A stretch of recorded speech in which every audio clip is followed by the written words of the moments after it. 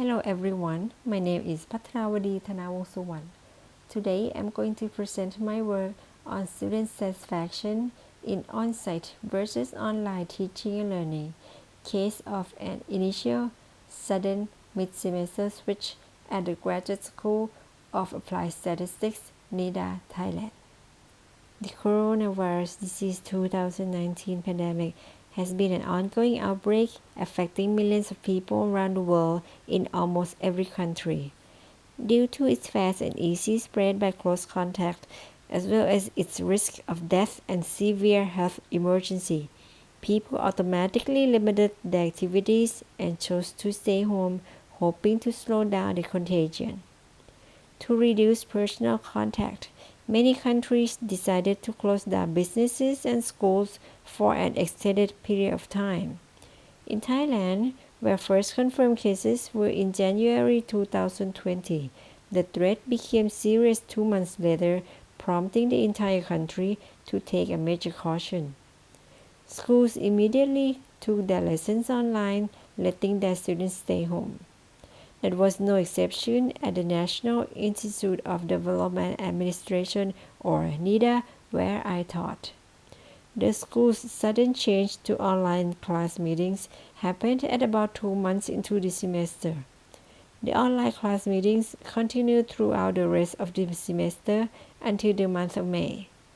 This paper reports student satisfaction in on-site versus online teaching and learning in Thailand, particularly at the Graduate School of Applied Statistics, or GSAS, at NIDA, where most students had not been familiar with online classes.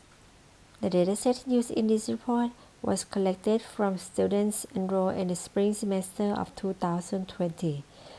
As one of the most prestigious universities in Thailand, NIDA offers 48 degree programs in exclusively graduate level in 12 different graduate schools. Being one of the schools, GSAS offers 5 master's programs in applied statistics, computer science and information systems, business analytics and data science, logistics management, and information technology management, first 3 of which also offers doctoral programs. In January 2020, Thai people watched COVID-19 situation in the news. A few weeks later, Thailand itself became the news, with the daily number of new cases going beyond 100. To protect children, the Ministry of Education ordered mandatory close down for all schools. As for NIDA, an emergency announcement of cancellation of all on-site classes was made on March 13, effective from the following day. What happened on the next day was challenging but manageable. A number of professors were somewhat familiar with online teaching tools. Many courses were able to follow their regular schedule, but meetings occurred online instead of on campus.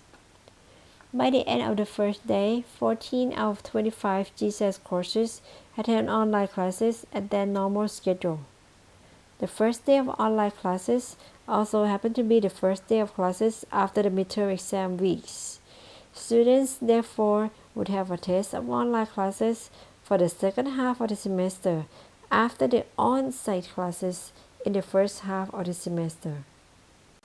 In data collection, focus was on master's programs because the number of students was much greater and students were more reachable.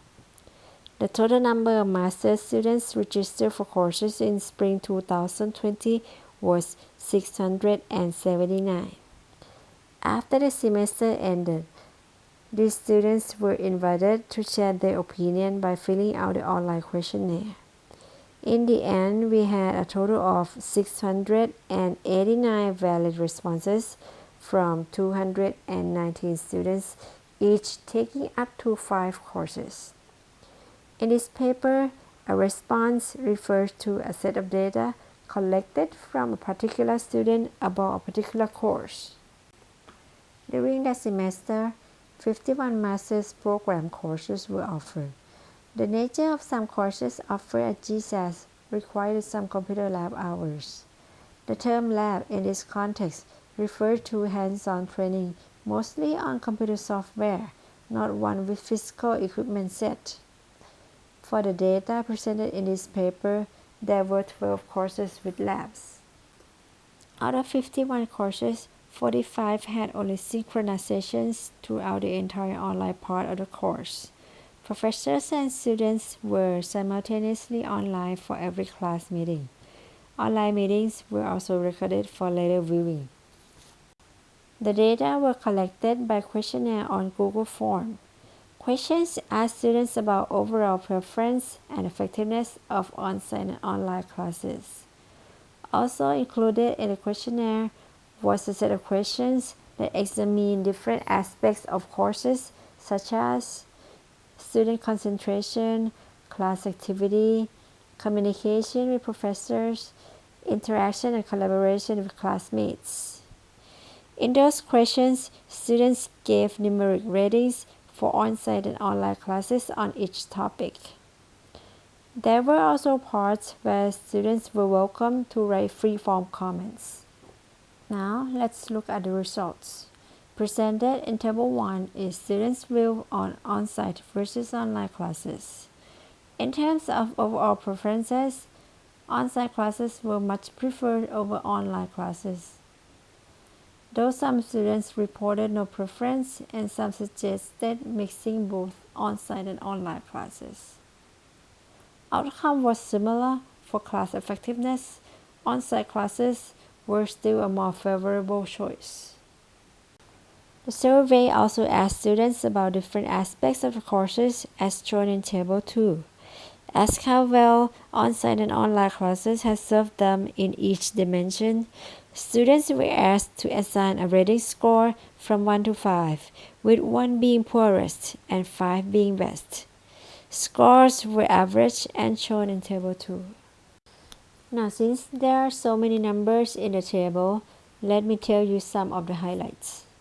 Data in Table 2 indicated that on-site classes were more superior in most of the aspects surveyed. Most notable ones are: Number 1, lab training. The number in red reveals that online classes could not adequately provide for students in terms of lab training. Some courses reduced their lab hours. This affected those lessons that would have been much more effective with hands-on training. Even for those courses that provide lab training as usual, the online nature limited students from interaction with professors and classmates. Questions could not be asked as instantly or answered as clearly without face-to-face encounters. Some students prefer on-site lab training, citing better equipment. Number 2, student concentration. For most people, concentrating on what someone says when that person is standing right in front of you is easier than when that person is somewhere else, where you might not see or hear him clearly. As in this survey, some students said that online meetings were just harder to concentrate. This is already one factor why on-site has an edge over online meetings. Furthermore, there are other factors that are beyond control. A number of students reported on distractions and interferences at the location where they set up computers for their online classes. Number 3, interaction and collaboration with classmates. With hardly any less importance than student concentration, students indicated that interaction and collaboration with classmates were among what they missed most. Activities such as discussion, class interaction, and communication, though could happen online, could not fare anywhere close to in-person ones. Personal encounters offer human interaction in close proximity, allowing persons to communicate using body language, facial expression, eye contact, nonverbal clues, gestures, clearer tone of voice, and so on, while online meetings are lack of this. Number 4, class activity organization and participation was another dimension where online classes have weaknesses. students miss the fun of doing activities with their classmates. So far, we have talked about how on-site classes are better than online ones. Now, let's look at the other way around. Despite all the disadvantages mentioned so far, the online classes can offer some benefits which on-site ones could not compete. They are as follows. The number one factor winning over others by far was the unnecessity of commute when learning online. Students review a number of benefits such as less cost, less tiredness, less chance of missing a class, location flexibility, better concentration, and more time for self-study. Though it was not unexpected that commute was the winning factor for online classes, it was somewhat surprising that the on-site score was not that low. Number 2. Self-study and review. Video recording of online class meetings was among the most favorites mentioned by students in the survey's comment section. Facilitating self-study, it allows students to view classes at any time, anywhere, at any pace, and as much as they wished. Other aspects in Table 2 not discussed here are ones in which on-site and online classes fared more similarly. In many responses, students suggested an optimal setup being a combination of on-site classes with video recordings for self-study. And now let's conclude the study. This paper reports the study of students' viewpoint towards on-site and online learning. Several aspects were examined and compared. Online classes did poorly in the area of lab training, student concentration, student interaction and collaboration, and class activities. Lab training was the one most negatively impacted by moving classes from on-site to online.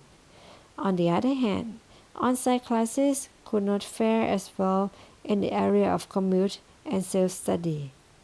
For a lot of students, the most positive parts of online learning were video recording and being commute-free. In this particular study, the mid-semester switch from on-site to online happened suddenly and with little prior experiences in online teaching and learning for all parties involved. Therefore, assessment was crucial for quality assurance and program development. Results from this survey may be useful for others in educational advancement.